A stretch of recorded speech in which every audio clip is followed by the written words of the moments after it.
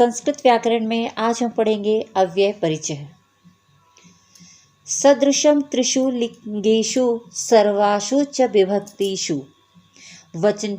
वचनेषु च सर्वेषु यन्व्ययति तदव्ययम्। इसका मतलब ये हुआ कि जिन शब्दों में लिंग, कारक और वचन के कारण किसी भी प्रकार का कोई भी परिवर्तन नहीं होता है तो वहाँ पर वो शब्द अव्यय कहलाते हैं। न व्ययम इति अव्ययम, अर्थात कि जिन शब्दों में कोई भी चेंजेस नहीं आता है, कोई भी विकार उत्पन्न नहीं होता है, यत न परिवर्तिते तत् अव्ययम इति, मतलब जिस शब्द में कोई भी परिवर्तन नहीं होता है वह शब्द अव्यय होता है। यत त्रिषु लिंगेषु यानी तीनों लिंग, सर्वेषु वचनेषु सभी यानी तीनों वचन, सर्वासु विभक्तिषु यानी सभी विभक्तियों में समान रूपम भवति समान रूप होता है, तद अव्ययमिति कथ्यते उन्हें अव्यय कहा जाता है। अव्ययम पंचविधम, अव्यय के 5 भेद बताए गए हैं। पहला उपसर्ग, दूसरा क्रिया विशेषणम, तीसरा चादि और चौथे नंबर पे है समुच्चय बोधकः और 5वें नंबर पे है विस्मयादि बोधकस्य। सबसे पहले पढ़ेंगे उपसर्ग।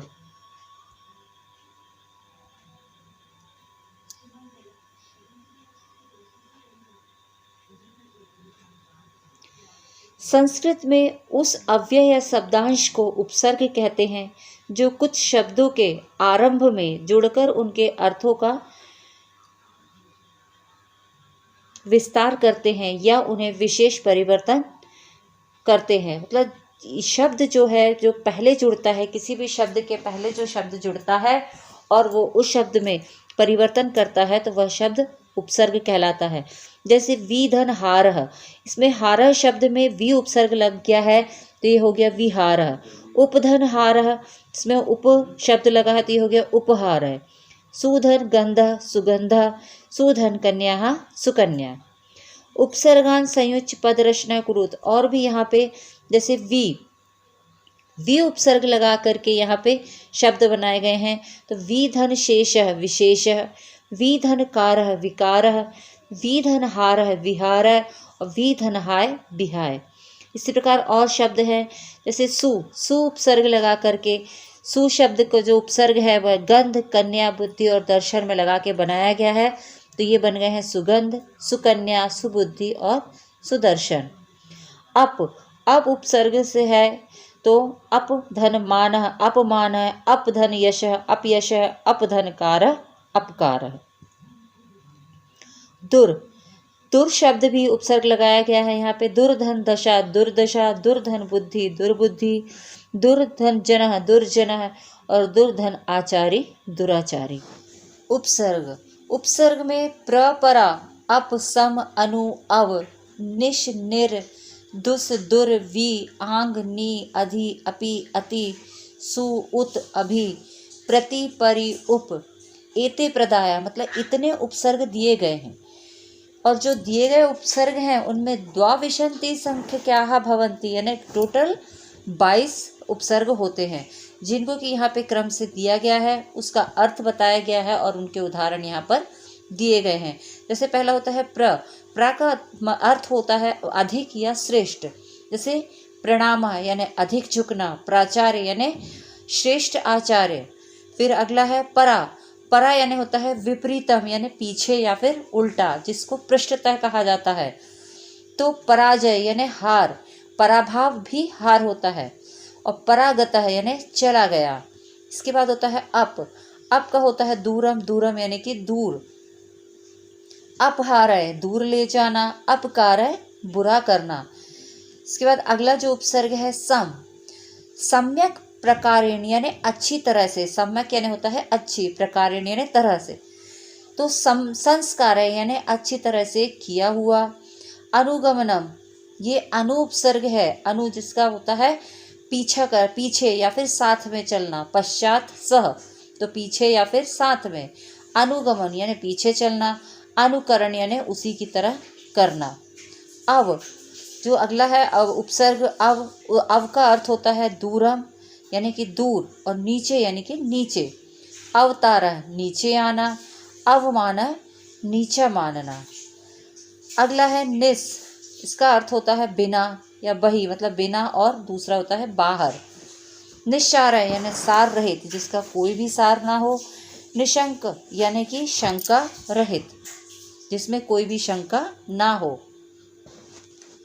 इसका 8वां उपसर्ग है निर। निर यानी होता है बही यानी कि बाहर, जैसे निर्गमः यानी बाहर निकलना, निर्दोष यानी दोष से रहित। रा परे होने पर यानी निर का नी हो जाती है, यानी परे यानी होता है हटने पर, तो रा का हटने पर निर का नी हो जाता है, जैसे निरोग।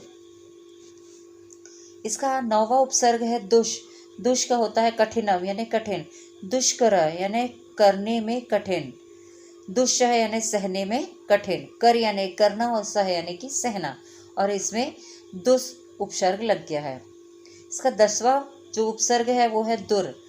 इसका मतलब होता है बुरा, यानी असाधु या असम्यक। असम्यक यानी होता है जो सम्यक यानी ठीक होता है, और असम्यक उसका विलोम शब्द हुआ।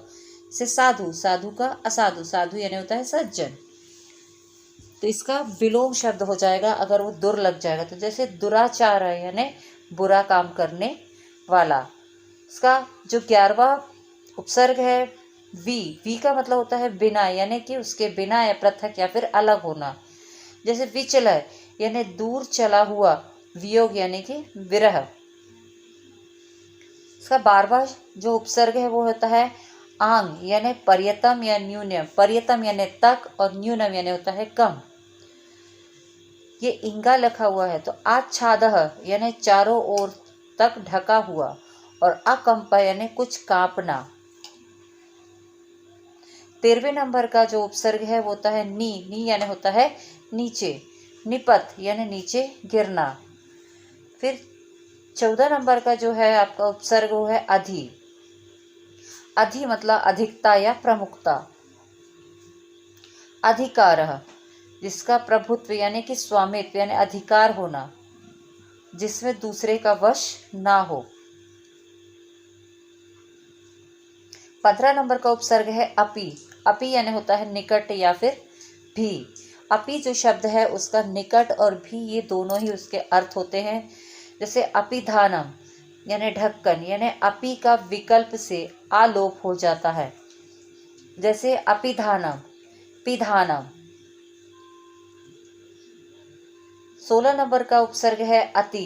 इसका होता है बाहुल्य या फिर उल्लंघन, मतलब बहुत अधिक। अति बाहुल्य यानी अधिकता, तो अतिक्रम यानी सीमा का उल्लंघन करना, यानी सीमा को तोड़ना, अति करना। और अति निंद्रा यानी अधिक नींद लेना। तो उल्लंघन यानी नियम का उल्लंघन करना या फिर तोड़ना, और बाहुल्यतम यानी होता है बहुत अधिक। तो यहाँ अतिक्रम यानी सीमा का उल्लंघन, और अति निंद्रा यानी अधिक नींद। 17 नंबर का उपसर्ग है सु। इसका मतलब होता है सम्यक यानी कि अच्छा। सुयश, सुयश यानी अच्छा यश। सुकन्या अच्छी कन्या। 18 नंबर का है जो उपसर्ग उत। उत यानी होता है ऊर्ध्व। ऊर्ध्व का मतलब होता है ऊपर। उत्कर्ष यानी उन्नति। उत्प्रेक्षणम यानी ऊपर की ओर फेंकना। 19 नंबर का उपसर्ग है अभि। इसका मतलब होता है अभिमुख यानी किसकी ओर।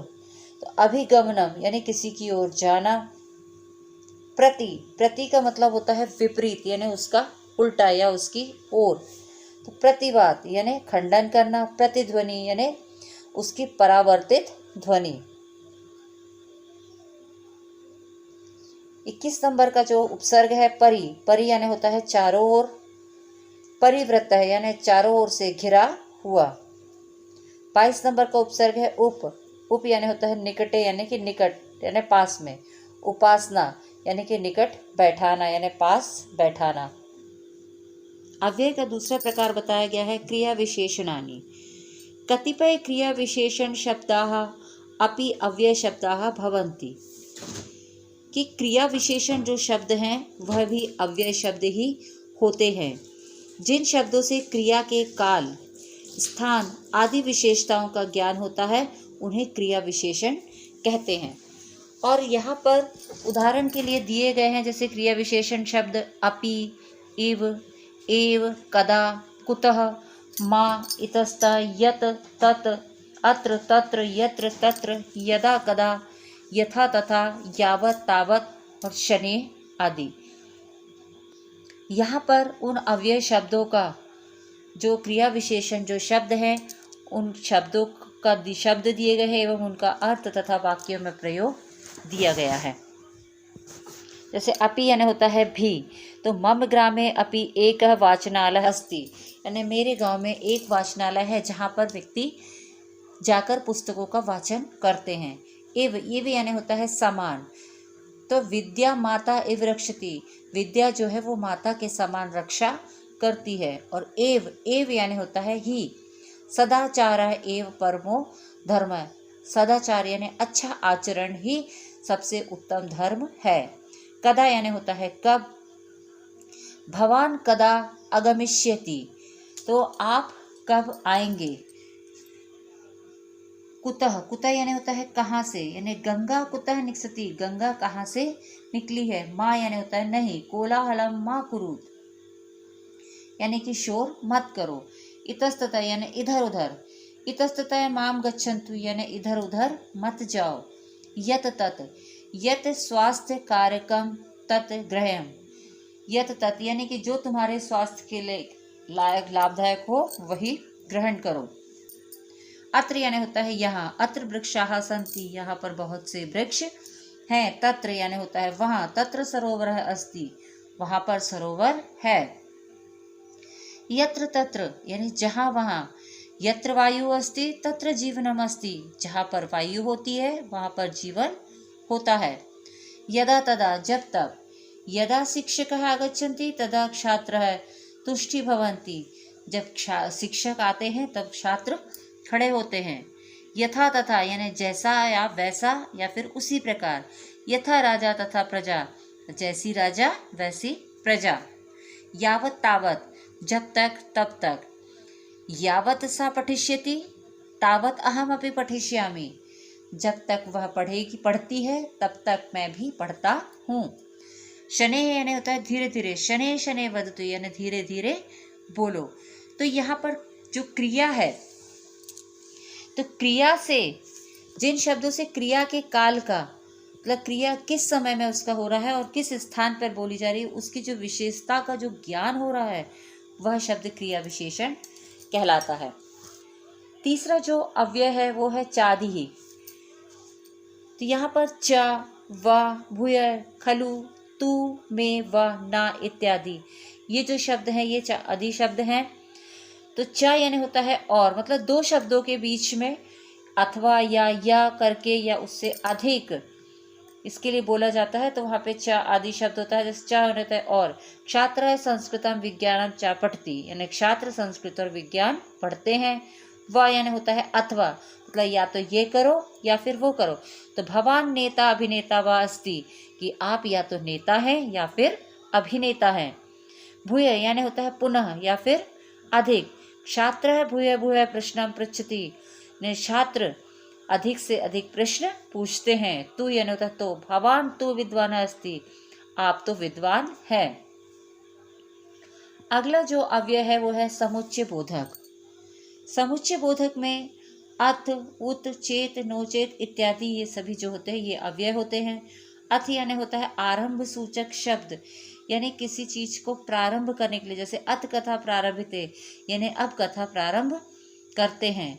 चेत या नोचेत, यानी चेत यानी होता है यदि और नोचेत यानी होता है यदि नहीं। तो लेखनी अस्ति, कि यदि लेखनी अस्ति चेत, अगर लेखनी होती है तो लिख तू, तो लिखूंगा। नोचेत पढ़ तू, और नहीं होगी तो पढ़ूंगा। इसके बाद अगला जो अव्यय है वो है विस्मयादि बोधक। इसमें अह, अहो, बत, हा, अरे, रे इत्यादि ये शब्द आते हैं। पांचवा जो अव्यय है, अव्यय का प्रकार विस्मयादि बोधक। इसमें अह, अहो, वत, हा इत्यादि ये शब्द आते हैं।